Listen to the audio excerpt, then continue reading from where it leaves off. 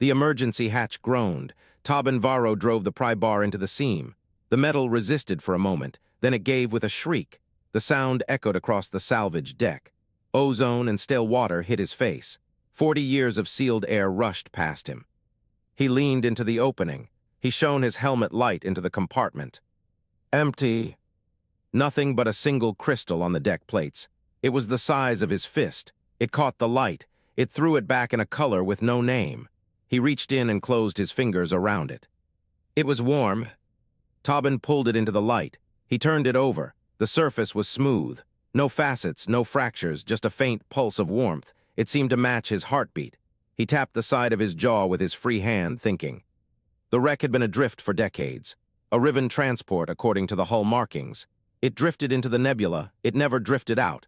They had spent 3 days scanning it, hoping for anything valuable. 3 days of nothing. This was the nothing. His comm unit crackled. Sol's voice came through, low and distracted. She was reading numbers off a screen, her mind running ahead of her mouth. Tobin, I have something. It does not make sense.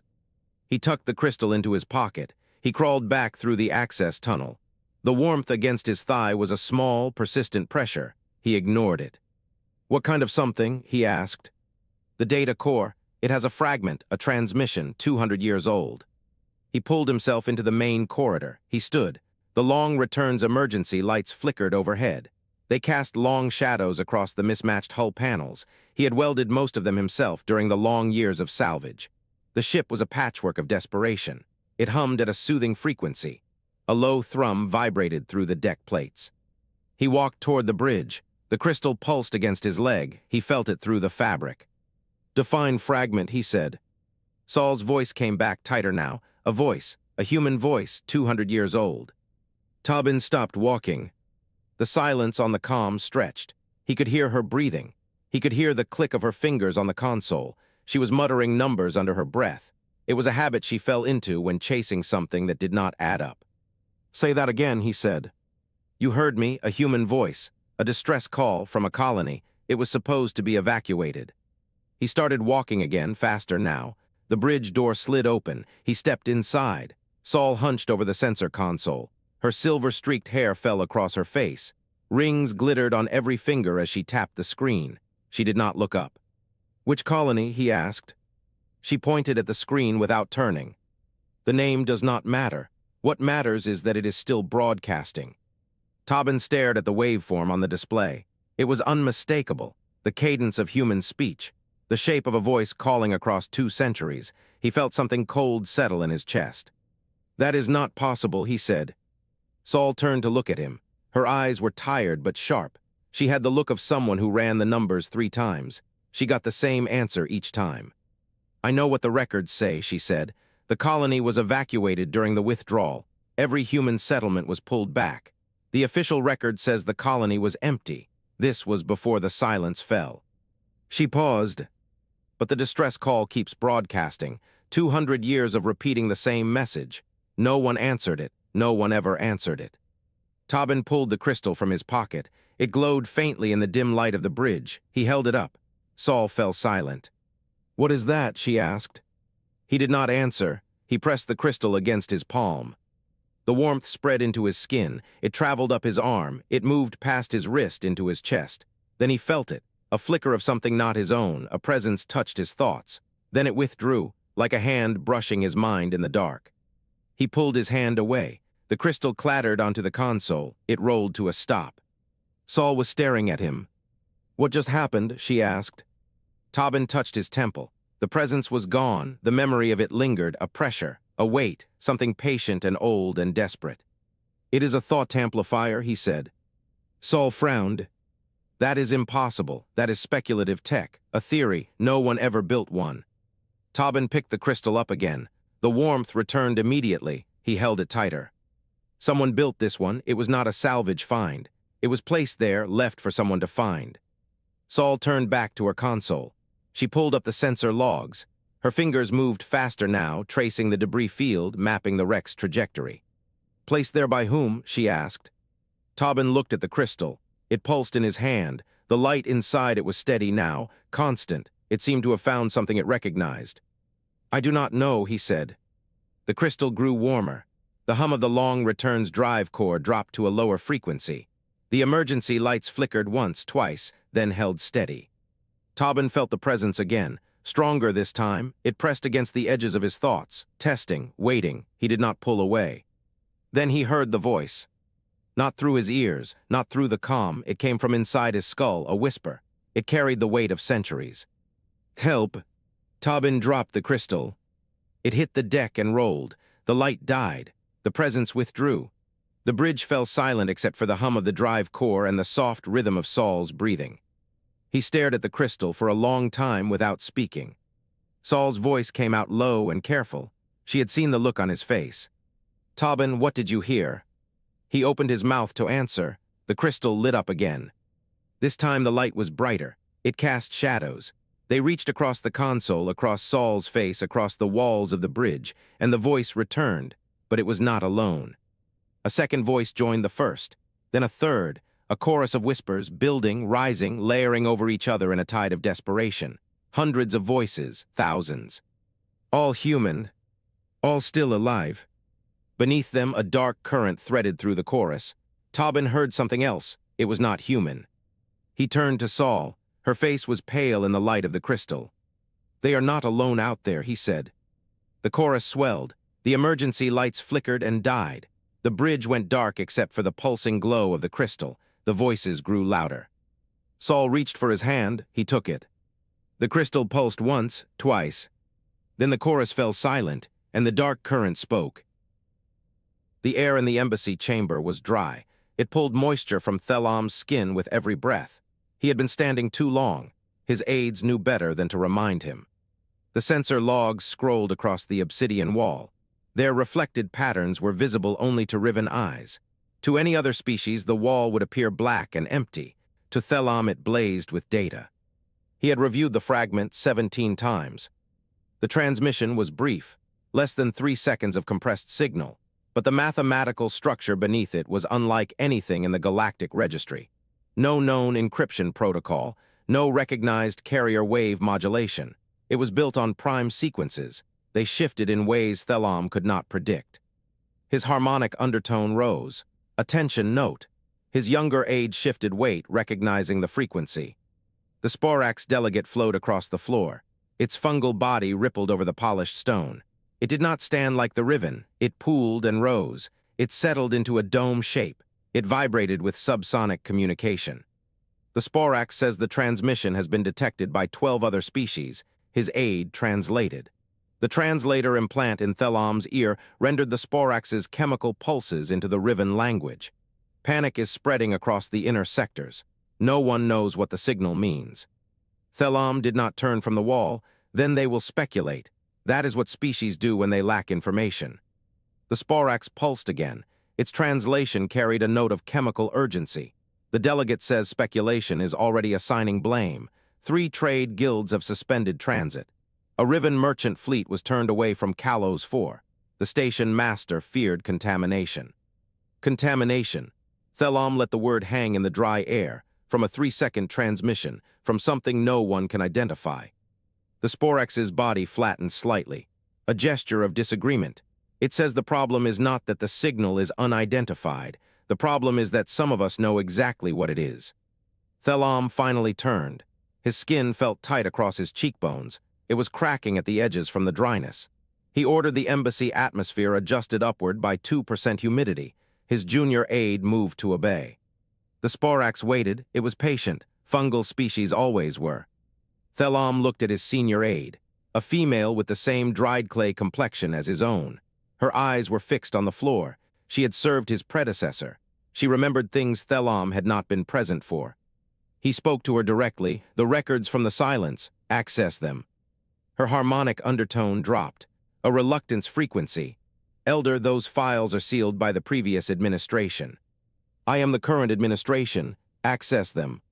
She did not argue further. Her fingers moved across the control surface set into the wall. The sensor logs faded. A new display replaced them, older and less organized. Archives from 200 years ago.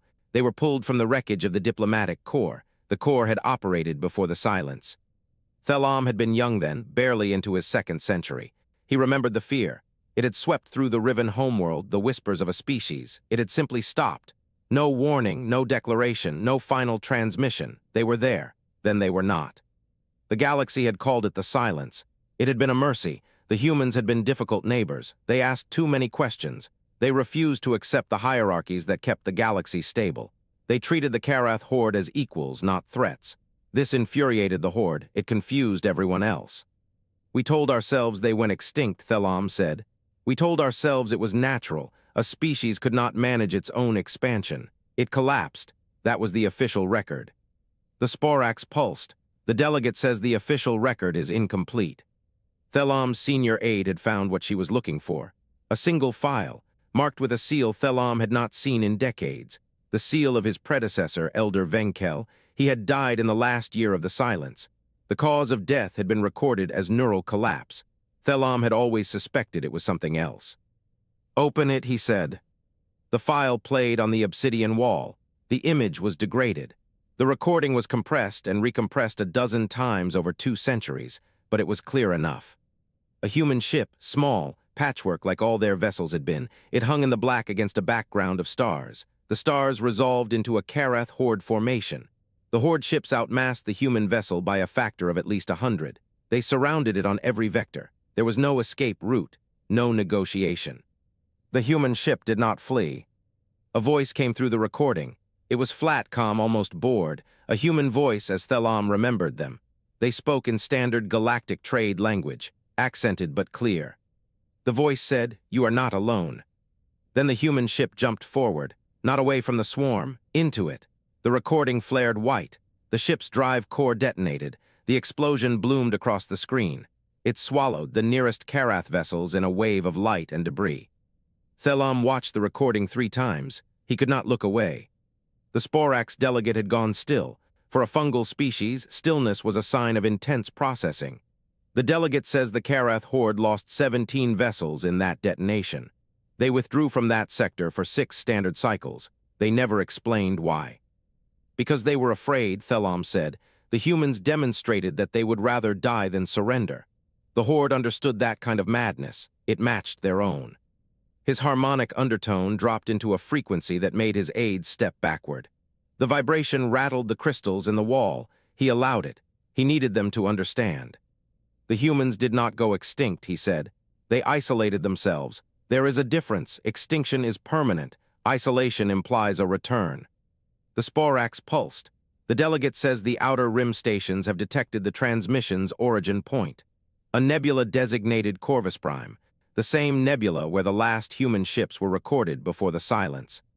Thelam's comms unit chimed, a priority signal from the outer rim. He opened the channel with a gesture. The voice on the other end was a Riven scout. Her transmission was compressed and distorted by distance. "Elder, we have movement. The Karath horde, a scout fleet under Hive Commander Zorvex. They changed course 12 hours ago." His chest cavity tightened. The dry air scraped his throat. Changed course toward what? The scout's voice cracked. Toward Corvus Prime. They already know where the transmission came from, Elder. They are already moving. Thelam looked at the obsidian wall, at the frozen final frame of the recording, the human ship an instant before it became light. He thought about the message, 3 seconds of compressed signal, a mathematical structure no one could decode, a ghost. It had returned from the silence. And the Karath horde already hunting. He turned to his senior aide. "Prepare a diplomatic vessel, maximum speed to Corvus Prime. We will arrive before the horde or we will arrive after them, but we will arrive." The Sporax delegate pulsed a question. The translator rendered it as, "You intend to contact them." Thelam's harmonic undertone rose to a frequency he had not used in 50 years, a frequency that meant certainty. "They left a message," he said. "Someone was meant to find it, and someone did. The galaxy needs to know what they want before the Karath horde forces them to respond in the only way humans have ever known how." He tapped the arm of his chair. The recording flickered on the wall.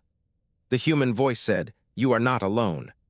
Thelam felt the cold certainty settle into his bones. It was like a stone dropping through deep water.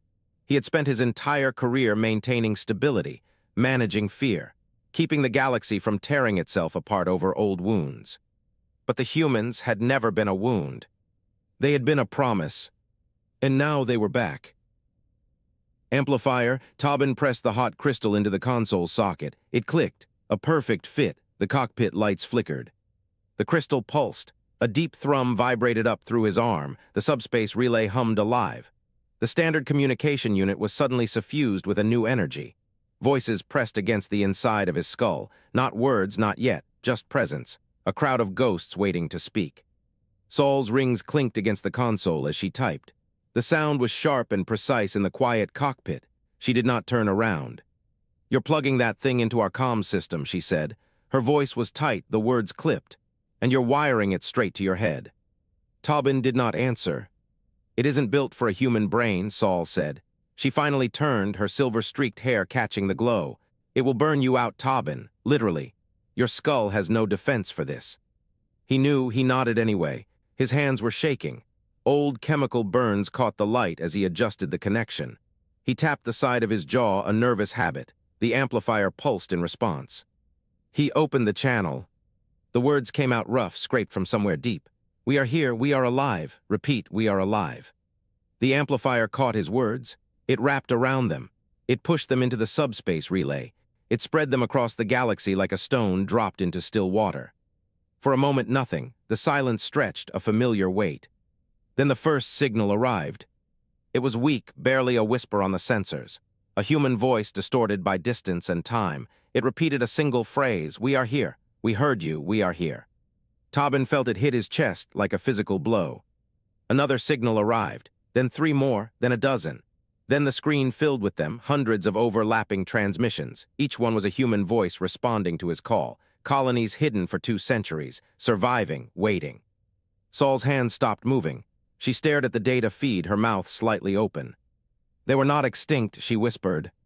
Tobin could not answer. The amplifier was singing now, warm against his palm. It carried the voices of thousands of survivors. They were all speaking at once, a chorus of relief and fear and desperate hope. He felt each one as a separate thread, a tapestry he was only beginning to understand. The collision alarm cut through the noise. Tobin's head snapped up. The sensor display shifted. It showed a massive formation at the edge of the system. A swarm of angry lights filled the screen. They moved with coordinated precision. "Karath." The amplifier went cold in his hand. The voices dimmed. A single broadcast from the approaching fleet pushed them aside. The language was harsh, built from clicks and chittering. The translator rendered it clean. "Surrender the human relic," the broadcast demanded. "Surrender the artifact or be annihilated. You have 1 cycle." Sol looked at him. Her face was pale. Her eyes were steady. She was afraid, but she was not breaking. Tobin looked at the sensor display. The Karath formation was vast. He counted ships. He lost count. He started again. There were too many. The long return was a salvage freighter with mismatched hull panels. Its drive core hummed at a soothing frequency. It was not built for combat. He looked back at Sol. "Surrender is not in the manual," he said. A sharp laugh escaped her, more surprise than humor. "You picked a terrible time to start quoting things that do not exist." The amplifier pulsed again, hotter this time. Tobin felt a new presence pressing against his awareness. It was different from the others, clearer, stronger, less desperate. The other voices quieted. The new voice spoke. "We are the ones who stayed behind." Tobin's fingers tightened on the amplifier. The crystal was warm against his scarred palm, almost uncomfortably so. "We built something while you were gone." The voice was calm, confident. It carried an assurance that made Tobin's skin crawl. This was not a survivor hiding in the dark. This was something else, something that had been waiting. "We are ready to show them." Sol tapped her console. The sensor display updated. It showed a new signature emerging from the long return's own hull, from the void pocket. Tobin stared at the readings. The signature was enormous, a ship 3 kilometers long. Its mass made no sense for the pocket's stated capacity. The shape was unfamiliar. It was covered in projections and angles. They did not match any human design he had ever seen. The ship emerging from the void pocket was not a salvage vessel. It was not a colony transport. It was a warship. It was covered in weapons Tobin did not recognize. The sensors could not identify half of the systems mounted on its hull. And it was only one of many.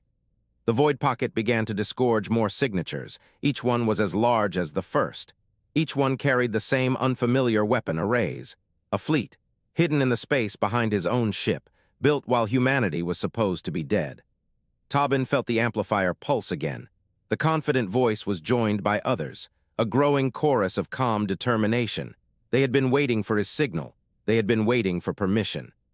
The sensor display showed the Karath fleet reorienting. They had detected the new ships. They were recalculating. They were adjusting their formation. For the first time, Tobin saw hesitation in their movements. The swarm of angry lights flickered, uncertain. Sol's voice was barely a whisper. "Tobin, what did we just wake up?"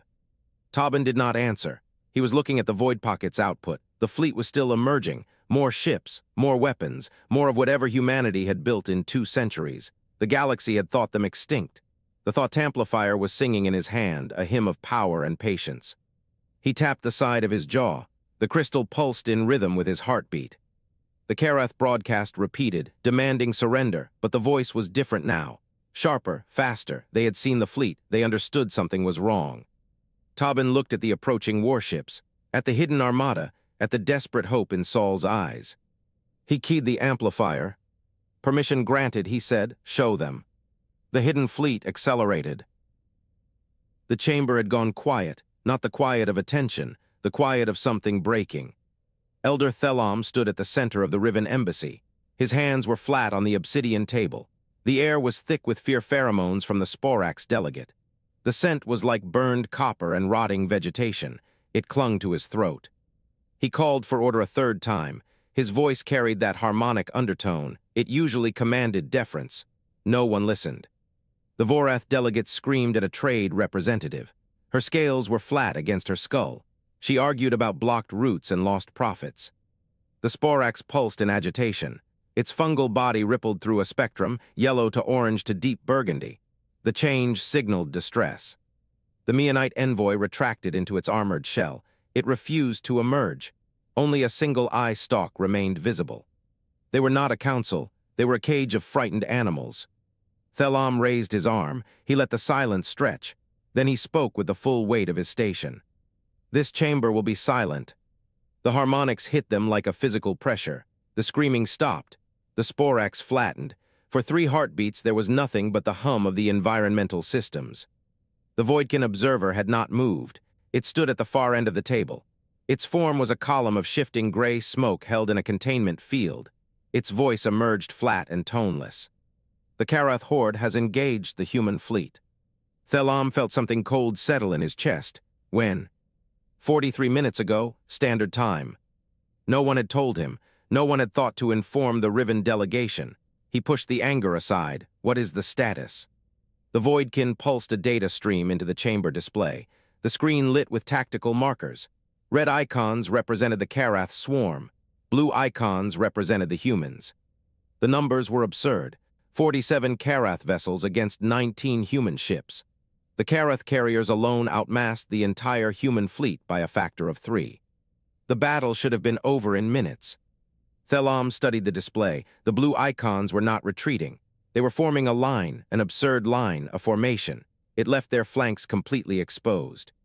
"What are they doing?" The Vorath delegate pressed forward. Her scales were flat against her skull. The Voidkin did not answer. It projected the battle logs. The human ships were not modern. The hull plating predated the silence. The weapon mounts had been obsolete for a century. Drive signatures flickered and stuttered like failing hearts. They were relics, ghosts armed with memory and nothing else. But they were winning. Thelam watched the data flow.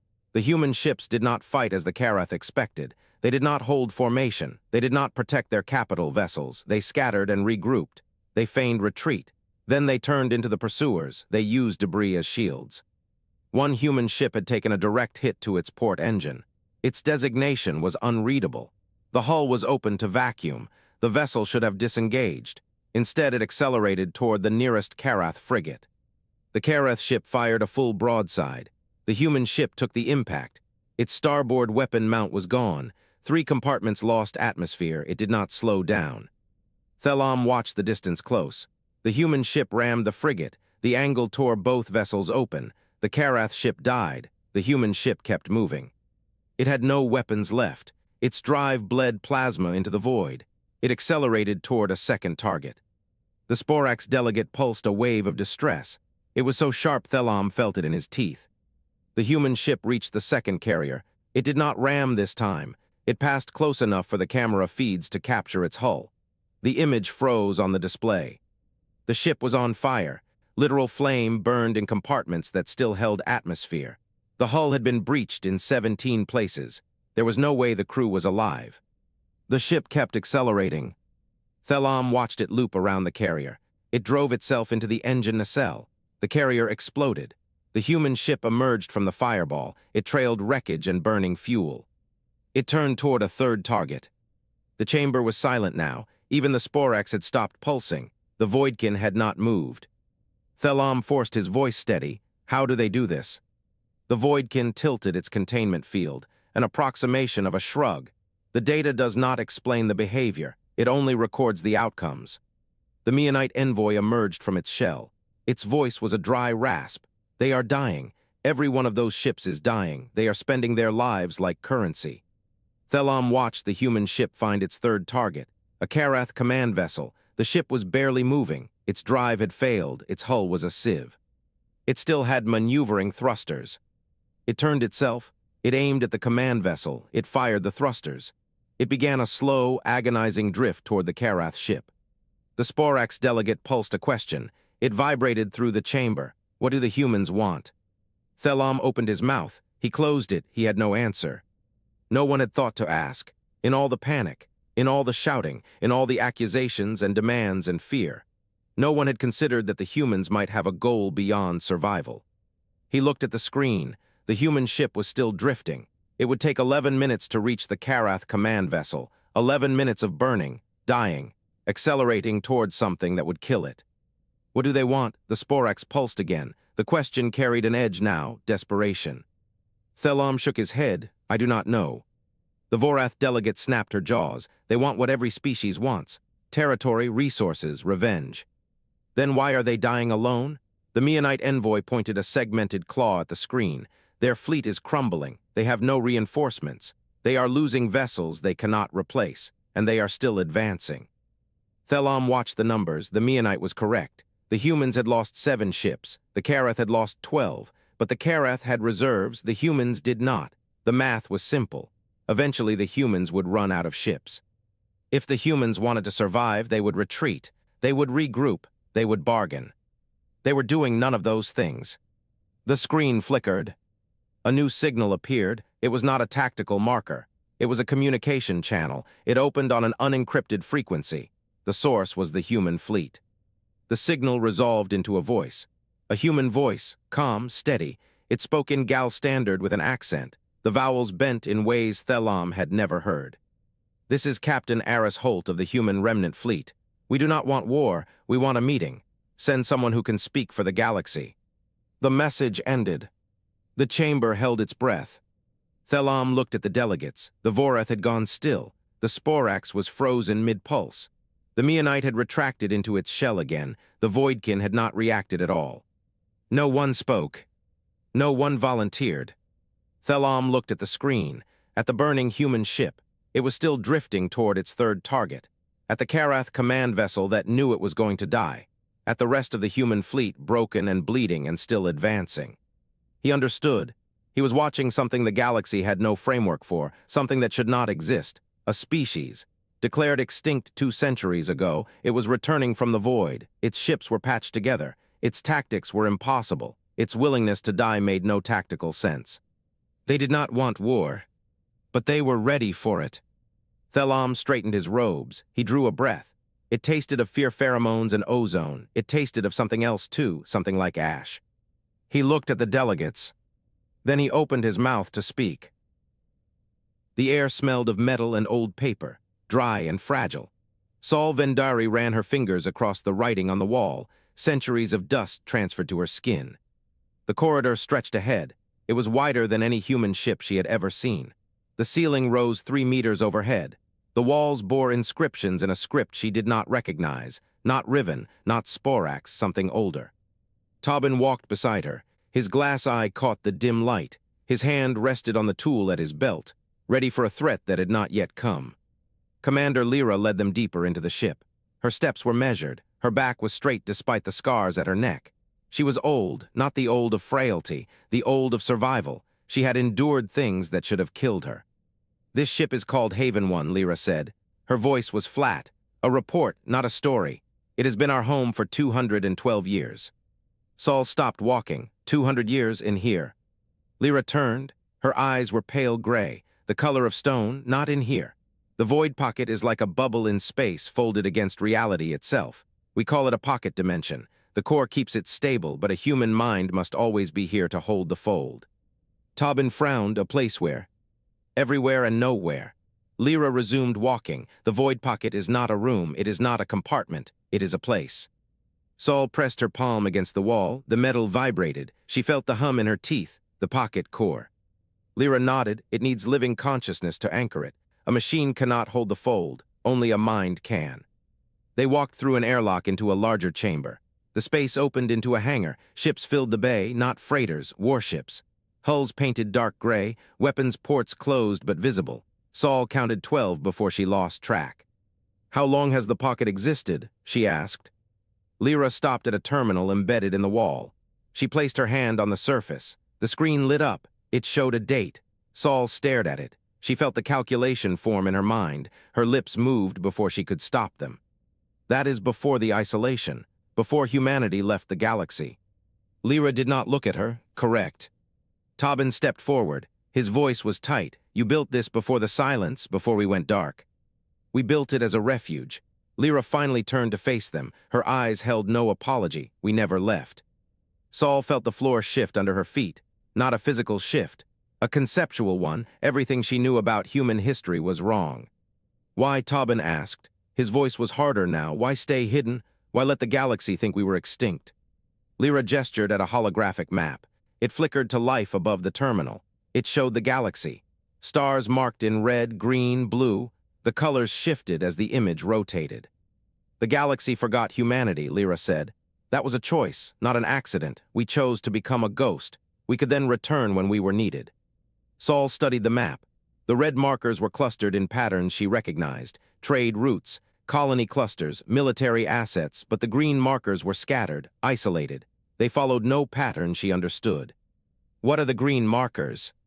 Lyra looked at her. Her expression did not change. "Extinction events." Sol's hand fell from the wall. "What?"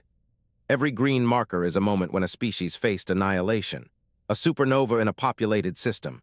A pathogen that crossed species barriers. A war that escalated beyond control." Lyra paused. Humanity intervened in everyone, without being seen, without being known. Tobin shook his head. "That is not possible. 200 years you could not have." "We did not have to be everywhere at once." Lyra's voice remained flat. "We had to be in the right place at the right time. The void pocket let us move. It let us watch. It let us act." Sol walked to the writing on the nearest wall. The characters were sharp and angular. They looked like they had been scratched into the metal with a tool. It was a tool designed for breaking bone. "What is this language?" Lyra joined her. She placed her palm against the inscription. A record, a timeline. It shows every extinction event the galaxy has faced. Every time humanity intervened. Every life we saved without anyone knowing. Sol traced a line of characters. Her finger followed a sequence. It stretched from the top of the wall to the floor. "How many?" Lyra did not hesitate. "Enough that we have lost count." Sol looked at her. The woman's face was lined. Her hands were scarred. Her eyes held the weight of centuries. Sol felt something shift inside her chest, something cold, something heavy. "You spent 200 years saving species. They do not know you exist." Lyra nodded. "Yes." "Why?" Lyra looked at the wall. Her voice dropped. It carried something new, not flat anymore, tired, because we knew the silence would end. We knew something would find us. We wanted to be ready. Tobin stepped closer. His boots echoed on the metal floor. "And you are ready." Lyra met his gaze. Her eyes were steady. "We are dying." Silence filled the hangar. The hum of the core pressed against Sol's ears. The vibration reached her teeth again. She realized she had been clenching her jaw. "What do you mean?" Sol asked. Lyra gestured at the terminal. "The core is degrading. The pocket is unstable. We have 10 years, maybe less." Sol ran a diagnostic from the terminal. The data appeared in a language she understood. Numbers, readings, graphs. The story they told was clear. Lyra was not exaggerating. "The pocket is collapsing," Sol said. Her voice sounded distant to her own ears. The fold itself is fraying at the edges. It will collapse within a decade. Lyra nodded. That is why we are emerging now. We have no choice. Tobin crossed his arms. So the fleet that answered my broadcast, the ships that fought the Karath, they are refugees. No, Lyra's voice hardened. They are a warning. We did not emerge to hide again. We emerged to finish what we started. Sol looked at the writing on the wall. The timeline, the records, the lives saved in secret. She thought about the distress call, 2 centuries old, unanswered. She thought about the colony that sent it, the people who died waiting, a rescue that never came. You let them die, Sol said. Her voice was barely a whisper. The colonies, the ones who stayed outside the pocket, you let them die alone. Lyra held her gaze. Her eyes did not waver. We could not save everyone. We chose to save the galaxy. A chime sounded from the terminal. Sol looked at the screen. Her blood went cold. New contact, multiple signatures. The sensors showed a Karath fleet, larger than the first. 47 vessels had become 83. The formation was not aggressive. It was stationary, waiting. Tobin leaned past her to read the display. What are they doing? A transmission arrived. The audio crackled through the hangar speakers. The voice was cold and precise. Bioluminescent clicks beneath the words. Humanity, we wish to understand. Sol looked at Lyra. The old woman's face was unreadable. Her hand rested on the terminal. Her thumb traced the edge of the screen. Lyra spoke without looking away from the display. The question is whether we let them. The negotiation room smelled of nothing. Vex-HFY Sci-Fi noticed this immediately. Every station, every ship, every chamber in known space carried the scent of its occupants.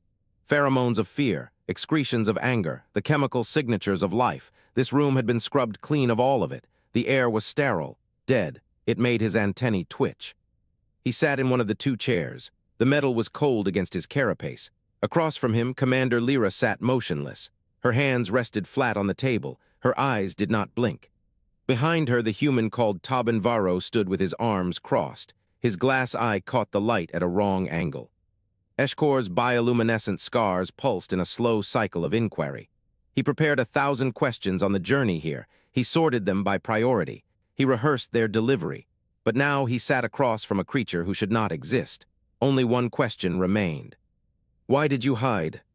The words left his mandibles in a clean stream of translated sound. He watched Lyra's face for the micro-expressions his data files described. She showed none. Because we were tired, she said. Because the galaxy was not ready for what we had learned. Eshkor's scars flickered. The answer was incomplete. He had expected tactical reasoning, strategic concealment, a military calculation. Tiredness was not a variable in strategic mathematics. What did you learn? The silence stretched. Lyra's hands did not move from the table.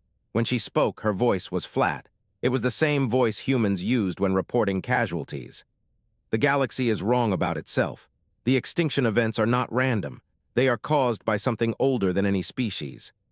Eshkor's mandibles clicked in a pattern that meant high-priority processing. His cognitive load spiked. The bioluminescent scars on his thorax brightened by 2 degrees. He had reviewed the historical data before this meeting. He knew the pattern of extinction events. They had always been attributed to natural cycles. Stellar flares, resource depletion, pandemic collapse, random, unconnected. This was the accepted model. Explain. Lyra reached into her coat. She placed a datapad on the table. Its surface glowed with patterns Eshkor had never seen. The mathematics were wrong. They folded in directions that should not exist. The visual data was organized in layers that hurt to process. The Vex Eternal, Lyra said. It has been pruning the galaxy for millions of years. It selects which species survive. It selects which are erased. Eshkor's scars pulsed faster. The rhythm broke. He could feel his secondary brain struggling to match the incoming data against his stored models. The Vex Eternal was a myth, a ghost story. Hive queens used it to discipline hatchlings. A fictional horror designed for obedience. It was not real. You are lying. Lyra did not blink. I am showing you records from the Void Pocket, every extinction event, every civilization that vanished. The pattern is clear. Eshkor's attention snapped to the datapad. He forced his primary brain to parse the visual data. The patterns resolved. He saw the curve, the timing, the selection bias. Species with predictable behavioral loops survived. Species with chaotic or adaptive traits were culled. A temporal entity, that is what she described, something that existed outside linear time. It could see the entire timeline at once. The data covered 200 million years. His scars pulsed erratically. A warning light on his internal display indicated cognitive overload. He did not slow down. The Karath horde, he spoke the words as a statement. We are on the survival curve. Lyra did not confirm. She did not need to. Eshkor's exoskeleton felt wrong against his body. Too tight, too thin. The sterile air of the negotiation room pressed against his spiracles like a weight. He understood now why the air had been scrubbed. The humans had known what this revelation would do to his chemistry. His species' aggression was not a choice. It was an adaptation. The Vex Eternal had shaped the Karath to be warriors. Warriors were predictable. Predictable species could be controlled. Controlled species could be pruned or preserved at will. His entire existence was a tool. Every battle he had studied, every tactical doctrine he had refined, every hive commander he had advised, all of it was guided by a force. It had engineered his species for compliance. The Vex Eternal had never needed to conquer the Karath. It had simply waited for them to evolve into the perfect weapon. Eshkor's scars went dark. The bioluminescent pulses stopped entirely. His secondary brain shut down. His primary brain continued processing, but without emotional filtration. The data was raw. It was unbearable. He looked at his own hands. The claws, the reinforced knuckles, the chitin optimized for tearing. He had been proud of those hands once. They had evolved for efficiency. Now they looked like someone else's design. The room was very quiet. Eshkor forced his mandibles to move. The sound that came out was hollow. It did not sound like his voice. If the Vex Eternal controls the galaxy, why did it let humanity survive? He watched Lyra's face. She did not answer. She looked at Tobin Varro. Tobin Varro looked at the floor. The silence in the room was heavier than the sterile air. Eshkor's cognitive load spiked again. He was missing something. The humans were withholding data. He could see it in the way Tobin's jaw tightened, in the way Lyra's hands finally moved, folding together on the table. Tell me, Eshkor said. His voice cracked. I have surrendered my understanding of the universe. The least you can offer is the truth. Lyra's voice was soft. The softness made it worse. We do not know why we survived. Eshkor's scars flickered once, a pale green pulse, then nothing. You have been hiding for 200 years, he said. You have mapped the pattern of a temporal entity. You have constructed a war fleet in a dimension folded into itself. And you do not know why you survived. We know we were not supposed to, Lyra said. The silence was not our choice, it was our sentence. We were marked for extinction, and then we were not. Something changed the calculus, something stopped the pruning. She leaned forward, her eyes locked onto his. The Vex Eternal has not acted in 200 years. You understand what that means. Eshkor understood. The entity had pruned the galaxy for millions of years. It had gone silent the moment humanity was supposed to die. 200 years of no intervention. 200 years of species evolving without external selection pressure. The Karath had been growing more aggressive, the Riven more fractured, the Voidkin more withdrawn. The galaxy was drifting without its shepherd. And the shepherd had not returned. You think it is still here, Eshkor said. You think it is waiting. Lyra did not answer. Tobin Varro finally looked up. His glass eye caught the light. His real eye was tired. We think it left the door open, he said, and we think something else is about to walk through. Eshkor's scars did not pulse. They could not. His bioluminescent system had shut down entirely. He sat in the sterile room with two humans. They had shown him the shape of his own cage. The door was open, and he was afraid of what might enter. The air burned in Tobin's lungs, cold and thin and sharp enough to cut. He pulled each breath through his teeth. He tasted metal and ozone. The dead world stretched around him in every direction. A plain of cracked gray stone was dusted with orange silt. It rose in small puffs with each step. The sky above was the color of rust. It was thick with suspended particles. They caught the light of a dying sun. The light turned bruised. Elder Thelam stood across from him. The Riven diplomat's skin looked dry and flaking in the low gravity. The clay-like surface cracked at the joints. His harmonic undertone had faded to almost nothing, a faint vibration in the throat. Tobin could barely hear it. Thelam's eyes were fixed on the object between them. The thought amplifier sat on a flat piece of stone. Its crystalline lattice pulsed with a light. The light came from somewhere deeper than the surface. It had a slow rhythm that matched nothing in the environment. The amplifier was warm. Tobin could feel the heat from where he stood, a few paces away. Commander Lyra remained at the edge of the clearing. Her arms were folded. Her scarred face was unreadable. She had said nothing since they landed. She simply watched. Thelam spoke first. His voice was rough. The resonance was almost gone. "What do you intend to do about the Vex Eternal?" Tobin did not answer immediately. He looked at the amplifier, then he looked at the sky. Then he met the Elder's gaze. "We intend to fight it." Thelam's mandible twitched, a gesture that might have been disbelief or exhaustion. How do you fight something that exists outside time? The question hung in the thin air. How do you wage war against a creature? It has already seen every move you will make before you make it. Tobin stepped forward. He reached down. He picked up the thought amplifier. The crystal was warm against his scarred hands. The pulse of heat traveled up his arms. It settled somewhere in his chest. A second heartbeat. It did not belong to him. He said, "Humanity has one advantage the Vex Eternal cannot predict." Thelam waited. Tobin closed his eyes. Chaos. He pressed the amplifier against his palm. The connection flared open like a door being kicked in. A billion voices rushed into his skull. The transmission was not clean. It was not organized. It was a flood of consciousness from every hidden colony, every void pocket, every ship that had answered the call. Tobin heard a child laughing and a woman weeping. He heard an argument about ration distribution on a station he had never seen. He heard a man singing a song in a language he did not recognize. He heard a technician swearing at a malfunctioning reactor. He heard a pilot laughing at a joke that made no sense outside her cockpit. He heard fear. He heard hope. He heard boredom and rage and love and exhaustion and hunger and joy and grief. He heard humanity. The amplifier glowed brighter. The warmth spread across his hands, up his wrists, into his forearms.